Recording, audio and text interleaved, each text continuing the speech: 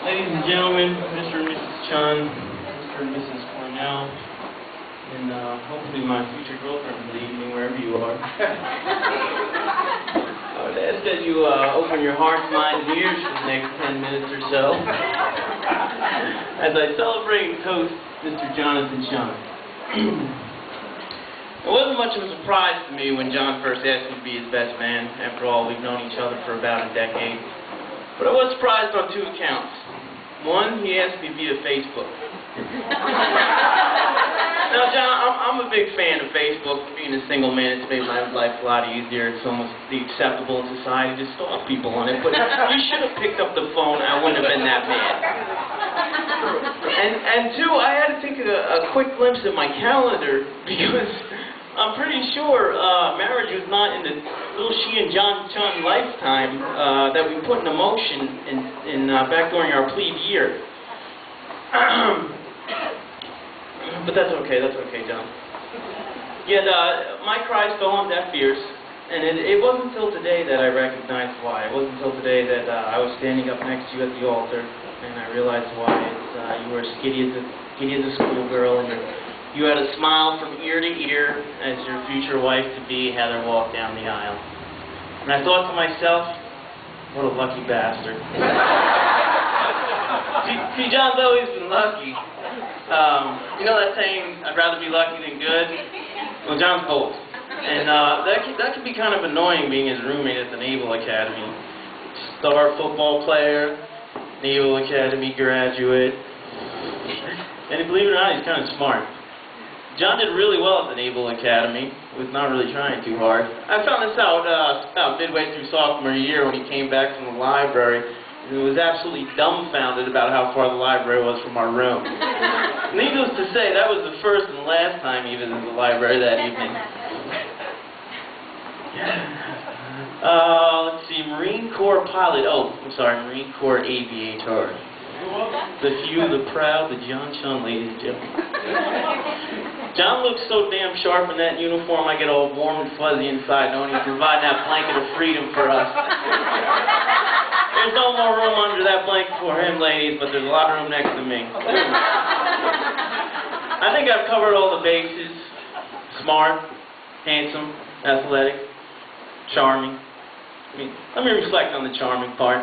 I gotta do it to you, John. Now, as his roommate at the Naval Academy, I was John's wingman for 4 years at the Naval Academy. So, Heather, I know the extent of his charm. I'm a little foggy on how you guys met. I know it had to do with New Year's Eve, a little alcohol, and then a 2-hour ride at 5 a.m. in the morning to Pulaski, Tennessee that you were not too fond about. But I'm sure at some point in the evening, it kind of went like this.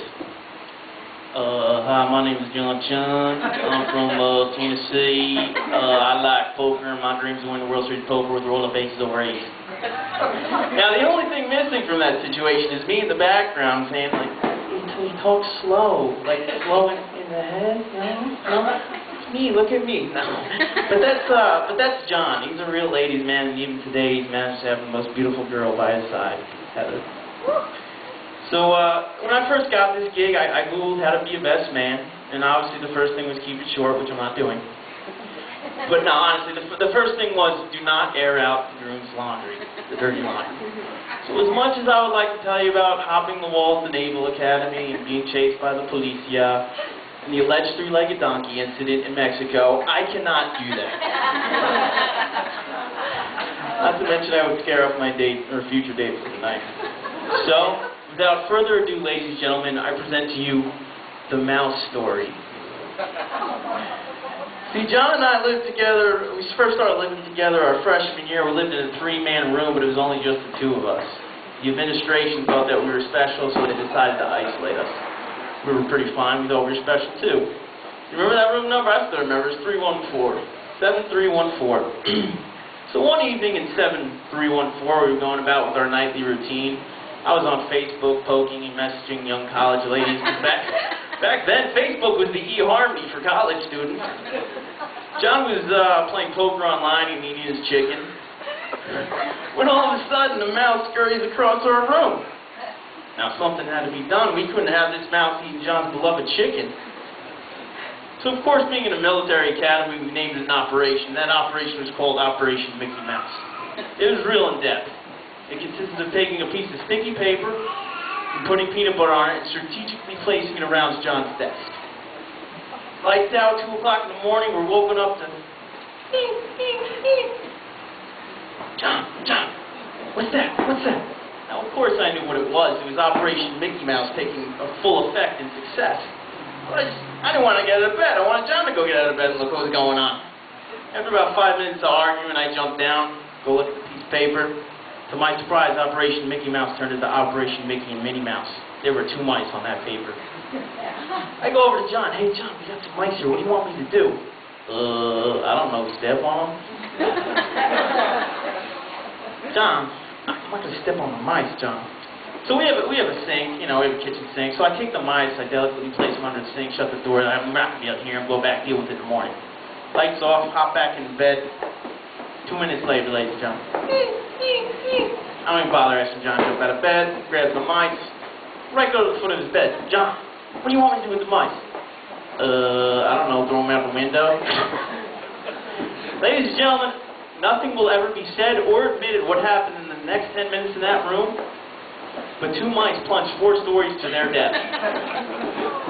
Now, I'd like to think that Mickey and Minnie's tragedy can somehow be translated into a metaphor for the young couple we have this evening.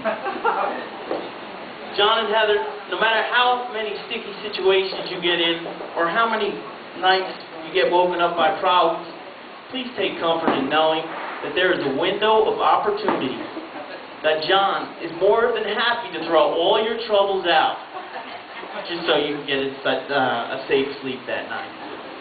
Ladies and gentlemen, I ask you to pick up your glass and raise it. John, I never had a brother. I consider you my brother. I love you, man. Heather and John, I wish you nothing but a life of love and happiness. And go produce some D1 athletes. Thank you very much, ladies and gentlemen.